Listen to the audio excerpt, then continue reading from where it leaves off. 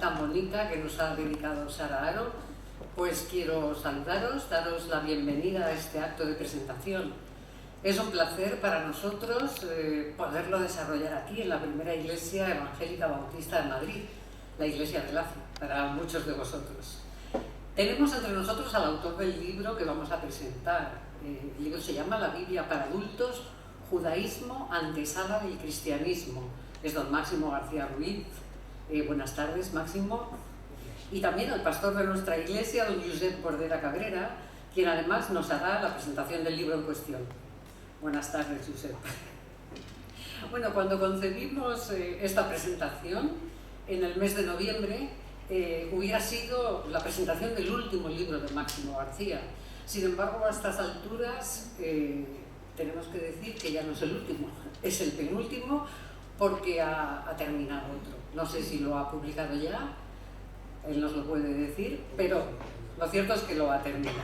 Así que, bueno, seguro que tendremos el placer de conocerlo, de conocer el libro, incluso quizá de presentarlo y, en el mejor de los casos, de leerlo. Bueno, como seguramente todos conoceréis, Máximo tiene un amplio currículo y una gran experiencia en el campo docente.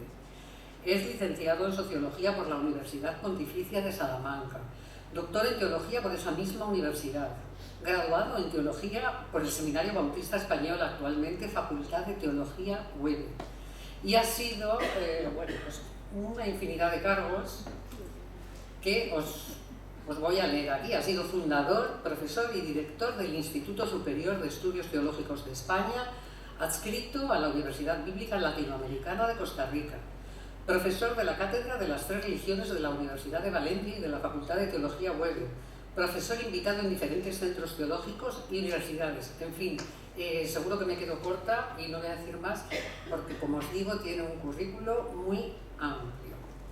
Además tiene más de 30 libros publicados, muchos artículos especializados que ha publicado en diferentes medios y revistas especializadas también, otros 14 libros escritos en colaboración. Y, en fin, si queréis conocer estos detalles con mayor exactitud, pues no tenéis más que haceros con un ejemplar del libro que os vamos a presentar esta tarde. Como decía, La Biblia para adultos, Judaísmo, antesala del cristianismo. Tenéis la portada proyectada ahí en la pantalla para que en cualquier momento podamos ubicar el libro que es. Bueno, no quiero arañar más minutos al asunto que nos ha convocado esta tarde, y si os parece, sin más, le voy a dar paso a Josep para que sea él quien nos adentre en las entrañas del libro. Solamente deciros que después de la presentación dispondremos de unos minutos para plantear las cuestiones que consideréis o para hacer las preguntas que deseéis. Así que, sin más, le damos paso al pastor Bordera. Muchas gracias. Te esperamos aquí entre nosotros, Chica. Muy buenas tardes a todos, bienvenidos.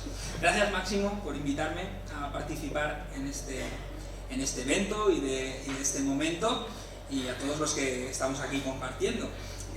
Cuando hace 4 años y medio, un poquito más, acepté venir a la iglesia de Laci como pastor, alguien me comentó, es la iglesia de Máximo García, me dijeron.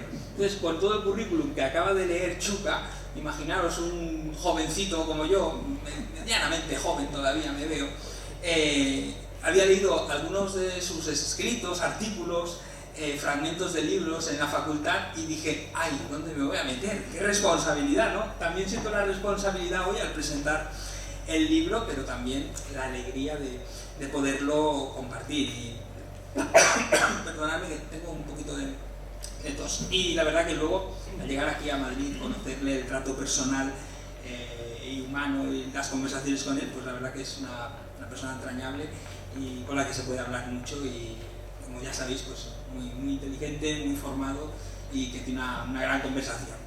De pocos autores se puede decir que dominen varios estilos literarios, y Máximo nos sorprende porque lo mismo escribe poesía que escribe novela, que lo mismo se atreve con diferentes formatos, y cómo no, pues el suyo, ¿no? Las ciencias bíblicas, como este libro, que está más en el campo de la teología y de las ciencias bíblicas, y recupera un poco toda a lo que él se ha dedicado, ¿no? Todos estos años, a la teología. Pero recordaremos otras presentaciones como libros como Castellana 9 o Peldaños hacia la eternidad, era un poco así como más devocional a lo mejor. Pero la Biblia para adultos, la verdad que cuando Máximo me invitó a participar en este momento y cuando me compartió el libro y lo pude estar hojeando en un principio, ya me pareció de primeras muy interesante. Es un libro que nos introduce muy bien en lo que es la historia del judaísmo, y ese judaísmo que nos llega hasta los tiempos de Jesús, en el que de alguna manera se nace o se enraiza el movimiento cristiano, y que muchas veces en nuestras iglesias no se explica lo suficientemente bien, muchas veces no se comparte. Tenemos la tentación o la costumbre de leer la Biblia, pero no profundizar demasiado en el contexto en el que está escrita la Biblia, y eso es lo que pretende hacer el autor, es acercarnos a ese contexto que hay en el que está escrita la Biblia. ¿Por qué se escriben las cosas que se escriben? ¿Por qué los profetas escriben así? ¿Por qué los teólogos del Antiguo Testamento nos dicen lo que nos dicen y no otra cosa, ¿no? Y para ello, pues Máximo nos hace una presentación de todo ese contexto en el que nace el Antiguo Testamento y en el que luego se entroncarán los cristianos, porque al final los cristianos son herederos de esas escrituras hebreas. El libro, la Biblia para adultos, desde mi cosmovisión personal, como una vez al trabajarlo, como yo lo he visto, creo que se divide en 4 grandes bloques, en 2 bloques centrales. Una introducción al principio, una parte histórica, que son los primeros 6 capítulos, donde la profundidad se acerca más a lo histórico, y luego una parte más teológica, donde Máximo trabaja algunos puntos que tienen más que ver con la teología, con las ideas que hay en el Antiguo Testamento o en ese proceso de desarrollo del judaísmo, ¿no? Y al final unos apéndices, 13 apéndices, un apéndice con 13 apéndices y un glosario final. En la introducción, me ha gustado la nota esa, no te saltes la introducción, hay que leerla también, porque yo tengo la tentación siempre de saltarme las introducciones, pero en la introducción el libro nos presenta a quién va destinado, ¿no? Cuál es el objeto de la obra, cuál es su público y cuáles sus propios límites, porque evidentemente cuando el autor escribe el libro entiende que lo dirige a un público concreto y que tiene unos límites. Y si estáis familiarizados con el mundo de la Biblia, más o menos, pues sabéis que muchas veces los manuales, los grandes manuales del Antiguo Testamento son grandes manuales de 600 páginas. Aquí este libro tiene aproximadamente unas 170 páginas, más o menos, aproximadamente, con lo cual uno ya percibe que el propósito de la obra no es hacer una difusión al detalle de todos los aspectos, sino darnos un panorama general, ¿no? Con eso ya el propio autor nos dice que el libro va destinado a aquellas personas que, sin una formación previa, tienen interés en conocer las Escrituras y cómo se han formado las Escrituras, ¿no? Lo cual nos acerca mucho a los contextos nuestros de iglesia, en los que muchas personas pueden tener esa inquietud o esa primera inquietud de conocer un poquito más, ¿no? De ir más allá de la lectura del texto bíblico, de la lectura devocional, y aprender un poco qué es lo que hay detrás, qué es lo que hay de fondo, ¿no?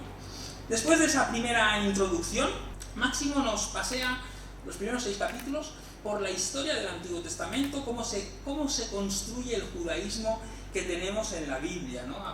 Por ejemplo, está hablando en algún momento de los pilares del judaísmo, la Torá y la reconstrucción del templo, aunque nosotros empezamos a leer por el Génesis, pero momentos fundamentales en la historia de Israel, uno de los momentos clave es el exilio de Babilonia, la posterior la destrucción del templo, los 70 años de exilio y la posterior reconstrucción, y lo sitúa como uno de esos pilares del judaísmo, porque el judaísmo del que somos herederos en los tiempos de Jesús, el que conocemos por el Nuevo Testamento, donde se cimenta y donde se construye es en ese momento, en esa época posexílica, ¿no?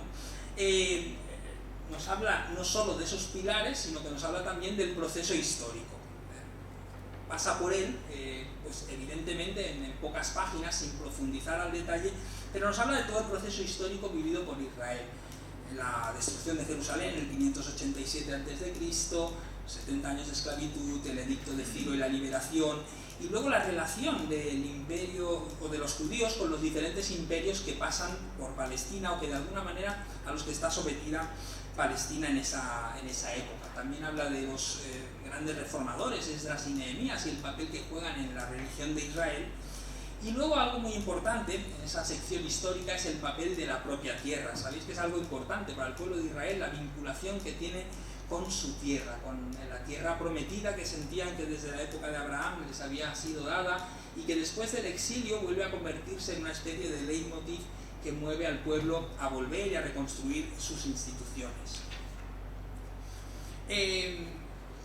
No se puede hacer ese análisis sin repasar las potencias extranjeras que de alguna manera dominaron a Israel, y Máximo nos cuenta y nos habla de los persas, de los griegos y los romanos, actores claves, y no solo en tanto que mandaban sobre ellos y no tenían en esas épocas independencia, sino también en la huella cultural que dejaron en el judaísmo, que también se ve afectado por el contacto, ¿no?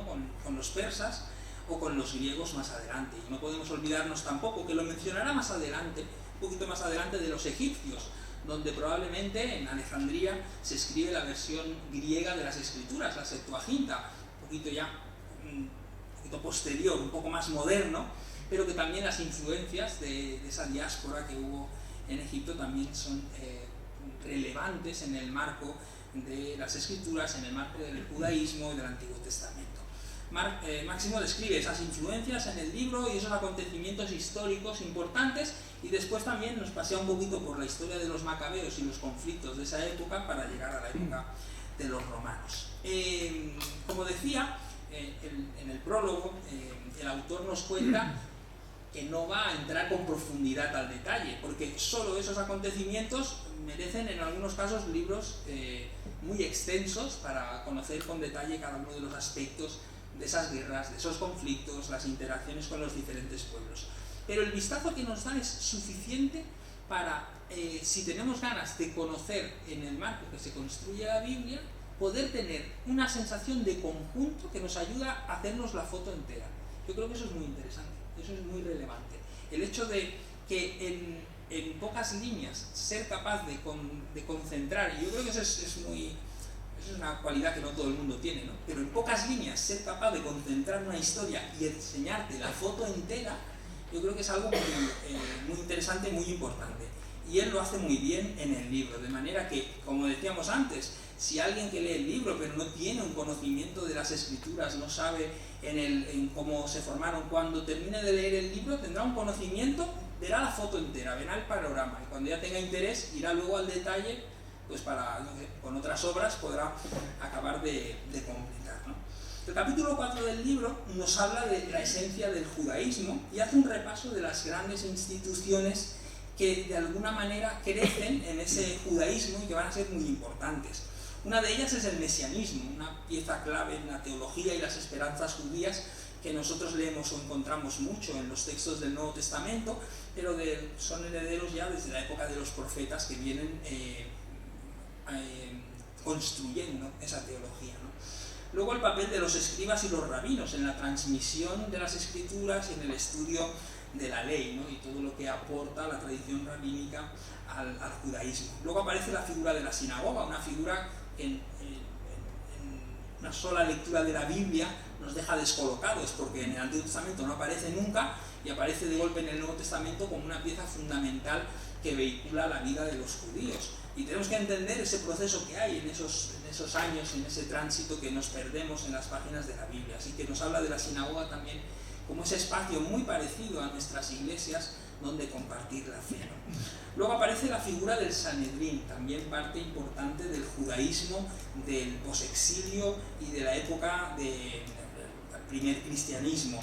Es una estructura política, en este caso el Sanedrín, la estructura principal en la medida en que tenían, o en la dosis que les permitían gobernar o autogestionarse, ¿no? Y luego las fiestas son un elemento fundamental en nuestras culturas. Hoy quizás no se valoran tanto como en otras épocas, pero la fiesta es importantísima para revivir la fe y para transmitir los valores de una sociedad. Y también Máximo aborda eso en ese capítulo que en conjunto titula La esencia del judaísmo, ¿no? Todas estas instituciones se desarrollan en la parte del posexilio, después de que los judíos vivieran ese exilio y volvieran a la tierra prometida. Es ahí donde se construye, y es como lo plasma Máximo en el libro, es ahí donde se construye el judaísmo del que luego serán herederos Jesús y los discípulos, etcétera, etcétera, ¿no? Y del que beberá la primera iglesia también, ¿no?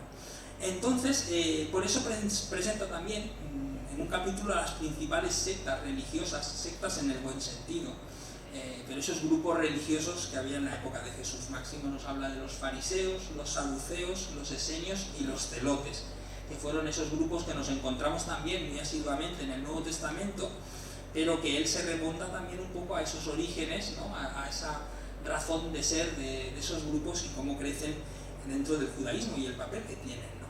Así que en conjunto, esos primeros 6 capítulos, de alguna manera, lo que nos hacen es presentar una perspectiva, está bien, una perspectiva histórica del nacimiento del judaísmo, ¿no? Cómo es todo ese ambiente histórico en el que el judaísmo crece, con ese énfasis en el desarrollo posexílico. Es en ese tiempo cuando se cimenta lo que conocemos realmente como el judaísmo, aunque a veces uno tiene la tentación de leer las escrituras y pensar que Abraham ya tenía una idea perfectamente fundamentada de su fe y de su religión, y que él era ya un judío como uno del tiempo de Jesús. Pero lo que nos viene a explicar en el libro y nos viene a aportar con datos es que eso no es así, o sea, que eso ha seguido unos procesos, la religión, en los que ha ido creciendo. A partir del capítulo 7 empezaríamos una segunda parte, a mi juicio, aunque son capítulos diferentes, pero el énfasis es más teológico a partir de ahí. Si primero aborda cuestiones más históricas, aquí aborda algunas cuestiones más teológicas que tienen que ver con las propias escrituras, con su interpretación. Por ejemplo, dedica un capítulo a la revelación y a la inspiración, conceptos importantísimos para nosotros en nuestra manera de entender. Me llamó la atención algo que no conocía, que es los conceptos de revelación y de inspiración entre los rabinos, por ejemplo, algo que no había estudiado, no conocía, ¿no? Y cómo ellos también tenían un propio desarrollo, ¿no?, de lo que era la revelación y la inspiración de Dios, ¿no?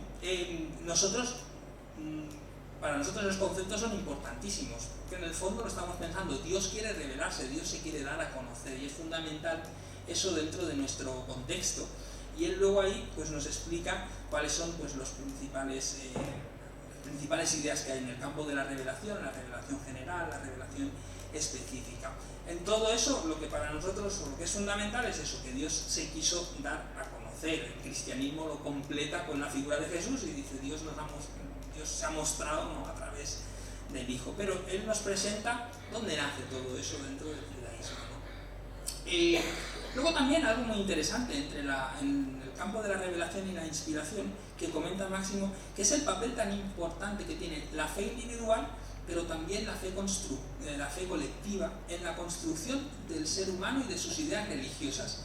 La fe compartida, el poder hablar de la fe, la reflexión conjunta que hacen los teólogos de la Biblia, que les lleva a construir ese pensamiento religioso, a articularlo y de alguna manera en ese diálogo entre unos y otros donde se construye y donde crece la fe, ¿no? Luego de eso dedica un capítulo, el más extenso del libro, es el más largo con diferencia del libro, que es un capítulo que habla de Israel como pueblo, sus escritos y su mensaje. Y en ese capítulo analiza todos los libros de la Biblia, principalmente del Antiguo Testamento, y un poquito nos cuenta la historia de la evolución de esos libros. Nos presentará, por ejemplo, en ese capítulo, en esa sección, las 4 etapas de la evolución religiosa de Israel. La época premosaica, antes de Moisés, la época mosaica, la época profética y la época judaica, al final, después de los profetas, ya avanzando en lo que sería esa época del posexilio. Luego analizará las escrituras hebreas del Antiguo Testamento y presentará los libros que la configuran y entrará al detalle en algunos de ellos, no en todos, porque evidentemente son 39 libros y se podría hablar con mucho detalle de todos ellos, pero por ejemplo menciona a los Salmos, menciona a Job, menciona algunos detalles interesantes de la Torá. Todo ello que se conoce o lo conocemos como la Tanaj, la Torá, los Neviim, los profetas, o los que tuvimos los escritos. Y a través en esa sección del libro nos va a desgranar algunos temas de interés teológico. No todos los que hay, porque son inabastables, o sea, hay muchísimos, pero algunos, por ejemplo, en la sección de los profetas nos habla del día del Señor, ese día tan desconcertante, ¿no?, que aparece al final de las escrituras del Antiguo Testamento, ¿no? Luego de eso, en el último capítulo de esta sección, Máximo va a hablar del canon de las escrituras. ¿Cómo llegamos a tener las escrituras que tenemos? ¿Por qué tenemos las escrituras que tenemos? ¿Por qué estas y no otras? ¿Por qué estos 39 libros y no 50, 48 o los que fueran, ¿no? Y el autor analiza aquí el proceso de formación de ese conjunto de libros. Nos hablará del canon hebreo y del canon alejandrino. El canon hebreo es el que contemplan nuestras Biblias evangélicas o protestantes, esos 39 libros. El canon alejandrino era un canon más grande que incluye aquellos libros que nosotros conocemos como deuterocanónicos, pero que aparecen en las Biblias católicas, también en alguna Biblia protestante, libros que, por cierto, comenta Máximo, estuvieron durante muchos años vinculados al cristianismo. Pero allí nos presenta esos dos cánones, que incluye el segundo, el alejandrino, el de la Biblia de los 70, incluye esos libros que durante años en nuestras Biblias no han estado, los hemos dejado fuera. Luego hablará también de los libros apócrifos, la literatura apócrifa, que a pesar de no formar parte ni del canon católico ni del protestante, también tiene un valor muy importante para conocer la tradición judía y algunos eventos históricos que conocemos a través de ellos. Son piezas que en el propio judaísmo fueron importantes y que a veces, de vez en cuando, incluso encontramos autores del Nuevo Testamento citándolos. ¿Recordáis, por ejemplo, cuando Judas habla del libro, no sé si es del libro de Enoc, Pedro habla del libro de Enoc, hablan de libros que no aparecen en el Antiguo Testamento, pero para los escritores del Nuevo Testamento son libros conocidos y que ellos manejan y que son capaces de citar, con lo cual para ellos tienen también importancia de alguna manera, ¿no? Destacaría sobre el canon una frase que quería leerla, si me permitís, porque me llamó la atención pastoral. Dice: aclarar en lo que se refiere al Nuevo Testamento que ninguno de los concilios de la Iglesia fijó un canon concreto de los libros que habían de formar el Nuevo Testamento, hasta que lo hizo en el siglo XVI el Concilio de Trento de la Iglesia Católica. Es cierto que muchos de los padres antiguos de la Iglesia elaboraron catálogos de libros considerados inspirados, no siempre coincidentes entre sí, y que ya en la Edad Media el inventario de libros reconocidos estaba prácticamente cerrado. No obstante, no existe discrepancia entre las diferentes confesiones cristianas que aceptan en común los 27 libros que integran el Nuevo Testamento. Cuando leía estas páginas, y luego después nos habla de cómo algunos de los libros ya en el Nuevo Testamento que fueron excluidos, lo fueron porque eran de perfil gnóstico, por ejemplo, pero cuando nos habla en estas páginas recordaba, ¿no?, a veces somos nosotros tan beligerantes, ¿no?, a veces con lo que es la palabra de Dios y queremos encasillarlo de alguna manera, y durante siglos muchos de nuestros hermanos cristianos no tenían esa preocupación, porque su preocupación era más cristocéntrica, y estaban preocupados en Cristo, y no tanto a veces en esas escrituras que hubo durante muchos siglos. Circulaban varios libros, algunos que han quedado en ese canon y otros que no han quedado, pero que a pesar de ello se les reconocía su valor. No me refiero evidentemente a los gnósticos, que fueron desechados por su carácter gnóstico, pero por ejemplo libros como la Didache, que también menciona Máximo en el libro, libros que tuvieron una importante acogida dentro de las comunidades cristianas, pero que no llegaron a estar en nuestro canon. El libro, ¿voy muy rápido? No, voy bien, ¿no? Sí. Yo cuando pongo la moto... El libro termina con un apéndice que recoge 13 breves apéndices, donde nos da varias cronologías, detalles de reyes que tuvo Israel, detalles de algunos eventos cronológicos que son importantes, y algunas otras cosas que recoge. Tiene 13 breves apéndices, nos habla de los profetas también, por ejemplo, algunos datos relevantes de la historia, y un glosario con términos que son términos poco habituales, palabras raras, rarunas, que necesitas ir allí para ver exactamente lo que significan. Así que más o menos, y a grosso modo, por resumir 200 páginas en 15 minutos, más o menos la presentación que nos hace Máximo nos hace una presentación histórica y teológica de cómo se construye el judaísmo, que encontramos en el Nuevo Testamento, que al final el que heredan los cristianos, de donde nacen y donde crece el cristianismo, que luego hará su propio desarrollo, y cómo se forma eso, y dónde se cimientan las bases de ello, ¿no? Unas bases históricas y teológicas. Ahora bien, no me gustaría terminar la presentación del libro sin algunos aspectos generales de la obra. Por ejemplo, señalar otra vez que la pieza, como el propio autor indica, tiene un carácter divulgativo y que es muy interesante para quien se acerque con interés a las escrituras y que quiera profundizar en su conocimiento sin una elevada comprensión. O sea, los libros, si me permitís la expresión, los libros gordos de teología están llenos de palabrejas raras, muy difíciles para aquel que se inicia de alguna manera. Así que encontrar un libro que con sencillez te acerca a conceptos profundos, yo creo que es algo que lo hace relevante, ¿no? Y que lo hace valioso, ¿no?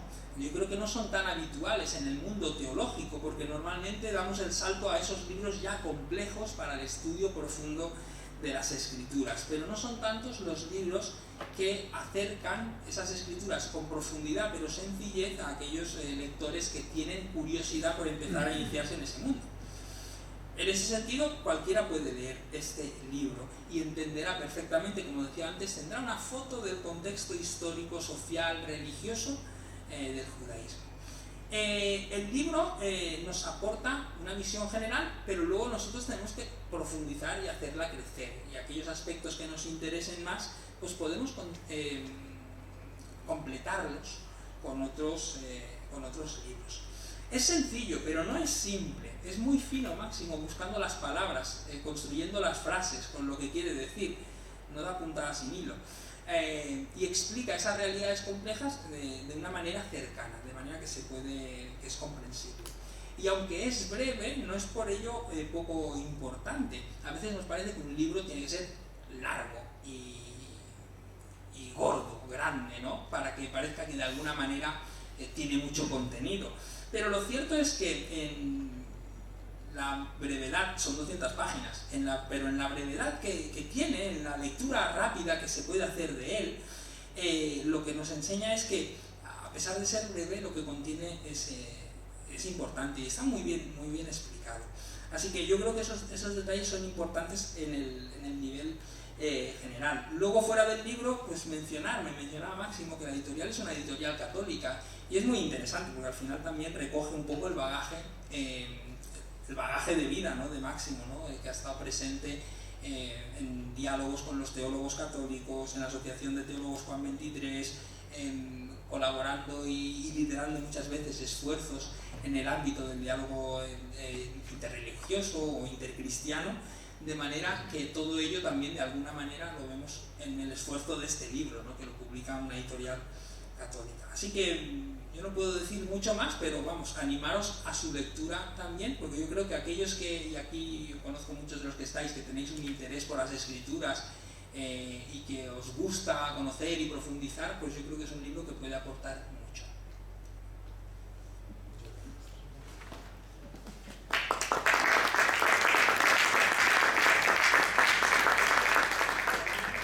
Vamos a escuchar una música que nos ha preparado Sara Haro, y durante el transcurso de esta música leeré un poema de Máximo.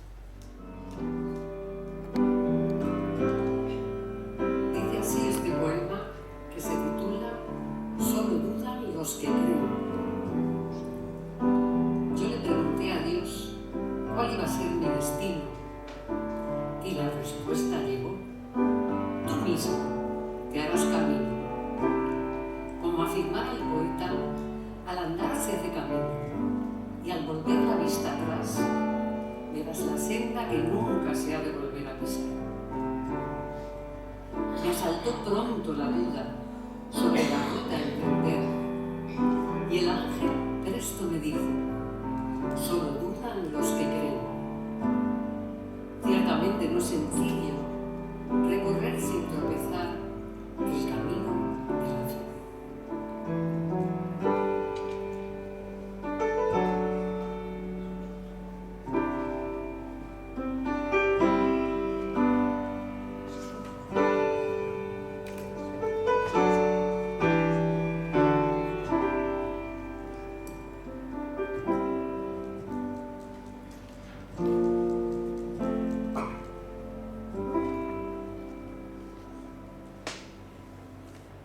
Pues muchas gracias a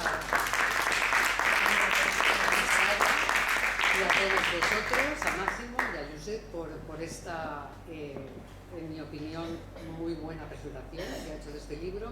Me habéis oído, tampoco he dicho cosas tan interesantes como para repetirlas otra vez. Os decía que la visión que nos ha dado Josep sobre este libro de Máximo creo que nos puede dar una foto de lo que nos vamos a encontrar. Yo os confieso que leyéndolo, como no soy experta como ellos, pues me ha parecido que aportaba muchísimas cosas a mi conocimiento como cristiana antigua. Quiero decir que llevo muchos años oyendo la palabra, leyéndola, incluso consultando libros, pero a pesar de todo me ha aportado muchos datos interesantes, muchos, aunque se lee de una forma amable. Así que, bueno, pues si os parece bien, podemos hacer un diálogo interactivo, si es que tenéis vosotros alguna pregunta o alguna reflexión que plantear. Para ir rompiendo el hielo, yo voy a hacerle dos preguntas a Máximo, más bien una reflexión y una pregunta, ¿no? La primera sería, que a mí me ha llamado la atención, el título del libro, que por otro lado me ha parecido muy interesante, muy atractivo como título. Pero yo pensaba, bueno, tú eres un autor versado, Máximo, en el ensayo especialmente. Y por eso me pregunta, puesto que el ensayo en sí mismo ya implica una indagación, ¿no? Un estudio más profundo sobre el tema en concreto del propio ensayo. Y se le supone que alguien, en cierto modo experto en la materia, se va a acercar a un tema concreto para estudiarlo en más profundidad. ¿Por qué la Biblia para adultos, judaísmo antesala del cristianismo, y no solo judaísmo antesala del cristianismo? Es decir, es muy obvio, ¿no?, el título, la Biblia para adultos, pero es un aviso a navegantes. Nos encontramos todavía ante personas que ven la Biblia, la abordan de una manera muy plana. Yo creo que uno de los, digamos, de los problemas más acuciantes desde ese punto de vista que existe en el mundo protestante es el literalismo a la hora de leer la Biblia. Claro, para esto, para evitarlo, para salir de ese bucle tan pernicioso como es tratar de que cada palabra literalmente diga lo que aparentemente dice, al margen de su contexto general, pues esto hay que romper esas barreras, ¿no? Entonces, creo que existe en el mundo protestante, especialmente porque hay otros peligros y otras dificultades en el mundo católico, Pero uno de los aspectos más perniciosos que yo creo que existen en nuestro mundo es la forma como leemos la Biblia, cómo se lee la Biblia, cómo hemos aprendido a leer la Biblia como un texto absolutamente determinante, no teniendo en cuenta todos los aspectos que le rodean, como es que es un libro traducido, como es que está escrito en otros idiomas, como es el paso del tiempo y el contexto en el que es escrito, etcétera, etcétera, ¿no?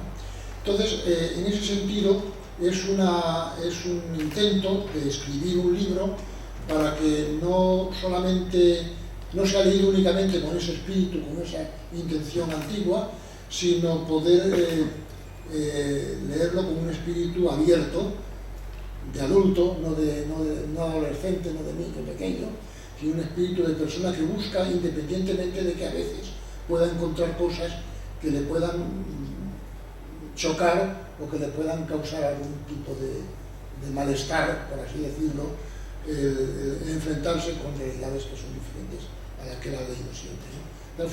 En ese sentido va el título, aunque los títulos también son un poco casuales, ¿no? Te sonó, te fueron un título sonoro además. Bueno, está muy bien la explicación, ya me temía que era por eso, pero me choca, ¿no?, que a estas alturas de la película todavía haya personas que se acerquen con muchos prejuicios, incluso cuando se les está hablando de historia bíblica, que a priori no es un tema que digamos que vaya a poner a nadie en alerta, pero bueno, parece que todavía sí. Tengo una pregunta más. ¿Habrá un segundo libro o una segunda publicación sobre otro tema bíblico concreto bajo ese mismo paraguas de la Biblia para adultos para tratar? Bueno, la propia editorial Monte Carmelo tiene, el texto ya está en proceso de edición, no sé cuándo lo harán porque ya tienen de algún tiempo, pues, sometido a todos los controles editoriales que esto significa, que el título es a ver si me acuerdo, porque ahora os explico también un poco esto, ¿no? Los pilares de la Iglesia. Entonces, lo mismo aquí terminamos en el Nuevo Testamento, ahí arrancamos de una pregunta, y es ¿quién escribió la Biblia? O sea, ¿cómo se ha escrito esto? Entonces hay un proceso histórico comenzando en Jesús, siguiendo los apóstoles, continuando con en fin, todo la patrística y terminando con los concilios ecuménicos, para poder presentar un panorama de lo que es el desarrollo y la evolución del texto bíblico, cómo se ha ido formando y cómo se ha ido creando la autoridad de la Iglesia, el concepto de la autoridad en la palabra, y en fin, todo ese proceso histórico lo recoge ese libro que ya está, no sé para cuándo, pero yo ya lo terminé de tiempo, ya que se me olvida. Yo tengo un problema, y es que cuando escribo un libro, cuando le doy el manuscrito a una editorial y ya está escrito, yo me olvido del libro. Es decir, ahora me ha gustado mucho escucharle a Josep todo el relato, porque me ha recordado el libro mío, ¿no? Yo no leo nunca, nunca acudo, nunca vuelvo a un libro que ya he escrito, sobre todo cuando ya lo he lanzado a la editorial, yo no vuelvo al libro. Así es que, Josep, gracias porque me has hecho rememorar todo el proceso del libro, ¿no? Y ese es el libro. La respuesta es que sí, hay uno en marcha en manos de la misma editorial Monte Carmelo. Pues muy bien, nos alegramos y probablemente lo compraremos, lo leeremos y esperemos que tenga tanto éxito como el libro al que evoca, ¿no? Los pilares de la tierra de Ken Holland, que es todo un bestseller, pero bueno, será más interesante para nosotros. Que nos contaras cómo podemos comprar el libro, si no lo hacemos ahora o si se lo queremos recomendar a alguien.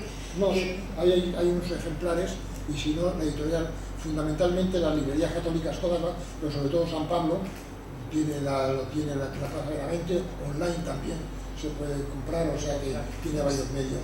Y la editorial lo distribuye a través de las librerías. Prácticamente San Pablo los tiene. Muy bien, pues tomad nota, que no se vaya a quedar nadie sin un ejemplar de este libro, que os confieso que a mí me está resultando muy, muy interesante. ¿Alguien tiene alguna pregunta? ¿Tenéis alguna reflexión que hacer? ¿Algo que aportar? Lola, no tienes nada aquí.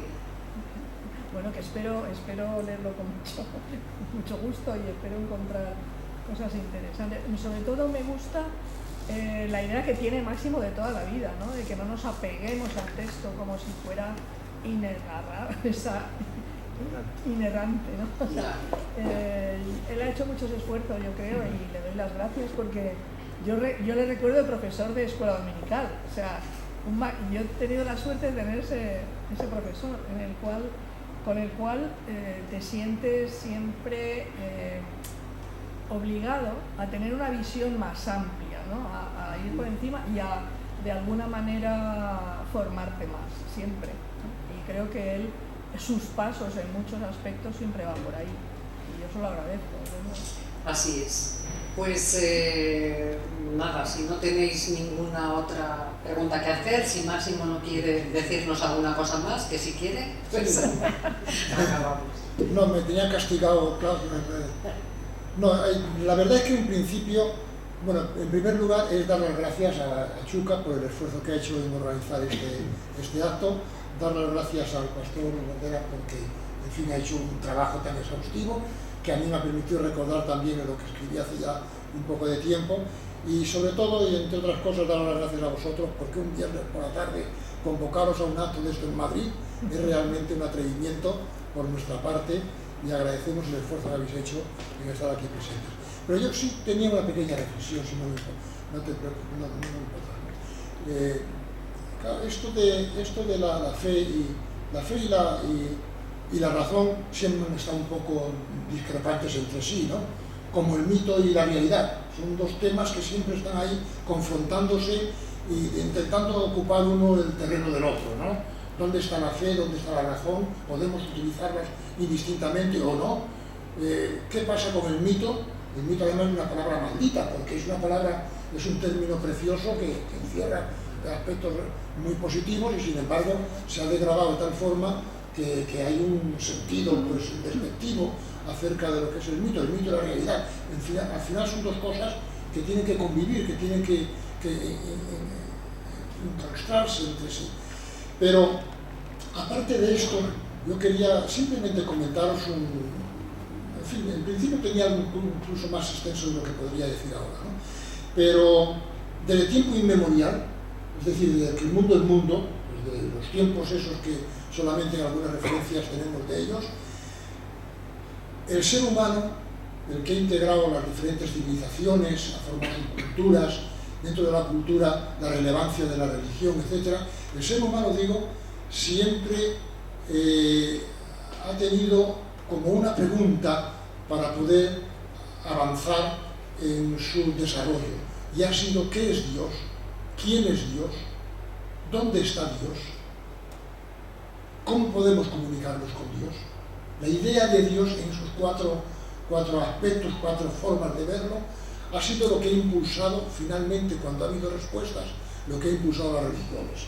O sea, la religión nace precisamente en un intento de parte de los seres humanos de poder dar respuesta a esas inquietudes que brotan porque no entiende ni de dónde viene, ni a dónde va, ni dónde está el que ha creado todo eso. Entonces, en función de eso, es como se van desarrollando las religiones, van formando sus propios esquemas, van formando su propio código, los códigos que contestan o pretenden contestar después de la reflexión que se haya podido producir a esas preguntas o a esa pregunta fundamental referida a Dios.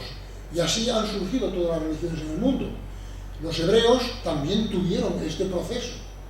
Abraham sale de Ur de los Caldeos, de allá del este de Mesopotamia, en fin, muy lejos de donde luego se desarrolla la escena, posiblemente entre los años 2000 a 1500, en fin, no hay una fecha fija. Luego sus descendientes están en Egipto, se contaminan con todo el proceso religioso del propio Egipto, las tradiciones de Egipto, en el desierto, en fin, luego en Canaán.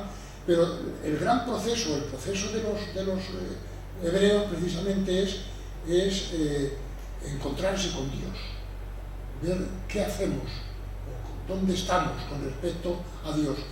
Y hacen, entre otras cosas, la distinción específica de los hebreos ya en Canaán. a trancas y barrancas. La verdad es que pasaron mucho tiempo y no tenían las cosas claras hasta pasar bastantes dificultades, bastantes situaciones de contradictorias, etcétera, etcétera, ¿no? Después de mucho tiempo llegarán, posiblemente a partir de Esdras, en el siglo VII, 6 y 5, son muy importantes para poder establecer, son definitivos para establecer definitivamente el canon, digamos el código, no el canon, el código de su religión. Pero ellos, en todo ese proceso, hay una búsqueda, hay un intento de encontrar una aclaración acerca de quién es Dios. Bien es cierto que a veces se desvían, pero a partir de cierto momento encuentran ese proceso. Y eso es lo que de alguna forma tratamos de aclarar, es decir, el pueblo hebreo,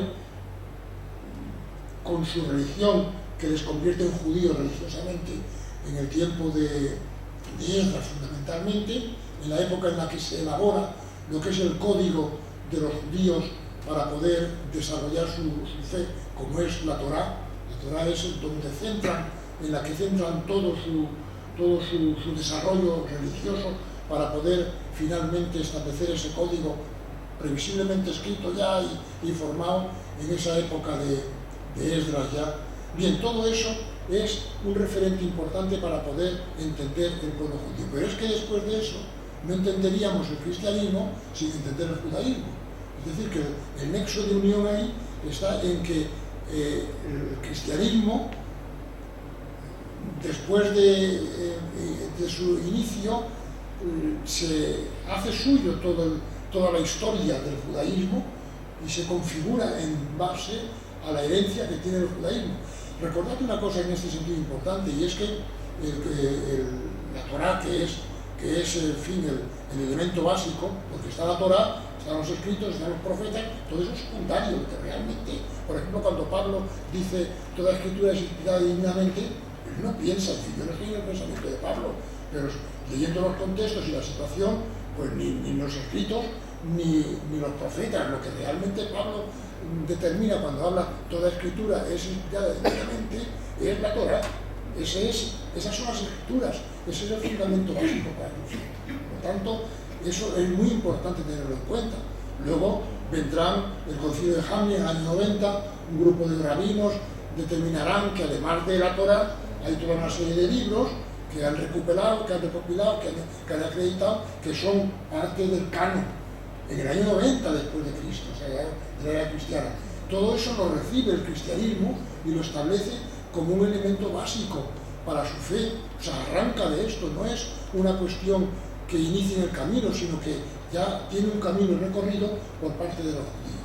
Y eso es muy importante para entender luego, posteriormente, el cristianismo. Si bien es cierto que hay una llamada de atención por parte de Jesús, que deberíamos siempre tenerlo en cuenta, cuando Jesús dice, no lo dice ni una sola vez, varias veces, habla acerca y dice, ¿oísteis que fue dicho?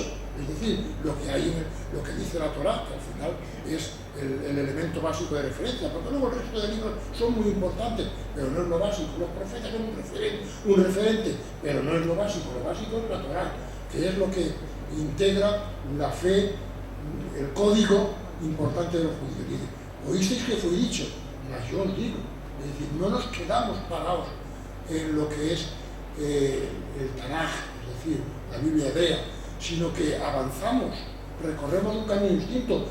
Hay que revisar lo que fue dicho, no nos debemos conformar con el literalismo, con el aceptar las cosas, en fin, como en función de la fe del carbonero, es decir, como me lo ha dicho el párroco, sea de San Ignacio, sea de la parroquia católica, eso, como me lo ha dicho, esa es la verdad. No, la verdad hay que revisarla, hay que controlarla, hay que contrastarla, y esto es lo que dice Jesús, ¿no? Todo bien, pues todo ese proceso, que ya lo he explicado en el libro, no sé, realmente es lo que nos motiva a poder desarrollar este tema, para poder, si es posible ayudar a que la lectura literalista de la Biblia, de esa lectura pasemos a una lectura reflexiva, a una lectura analítica, a una lectura que nos sitúe realmente dónde está.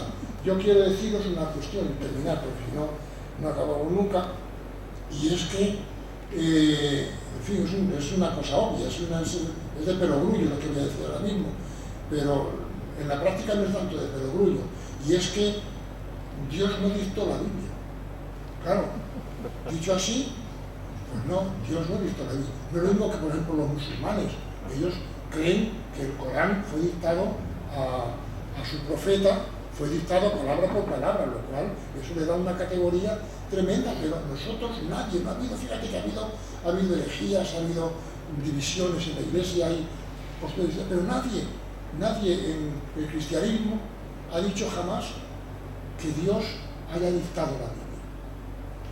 Hablamos de inspiración, hablamos de, en fin, pero no de que Dios haya dictado. Por lo tanto, no son las palabras de la Biblia lo que importa, es el espíritu que brota de ella, es el espíritu que brota de todo ese proceso en el cual los judíos primero y luego nosotros hemos ido avanzando en el conocimiento, en la percepción de Dios.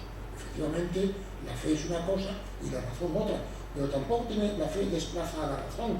La razón es un elemento, es un instrumento, una herramienta que nos permite analizar y comprender mucho mejor lo que es la fe. Y luego, efectivamente, en el terreno de la lectura espiritual, de la lectura devocional, de la lectura, en fin, que nos acerca en esa simbiosis especial al Espíritu de Dios, pues eso es algo muy personal, es algo muy íntimo. Pero en el aspecto objetivo hay que tener muy en cuenta eso. Dios no dictó la Biblia. Y si tomamos en cuenta eso, nos ayudará a comprender la Biblia. Bueno, pues yo creo que con lo que ha dicho Josep ya teníamos bastante. Esto es un añadido y espero que no os defraude lo que hemos escrito. Pues muchísimas gracias por vuestra asistencia y nada, os invitamos a tener un espíritu crítico ante todo y a escudriñar las escrituras. Cualquier cosa en la que queramos profundizar hay que hacerlo escudriñando y con espíritu crítico. Muchas gracias y que tengáis muy buena tarde y que compréis el libro.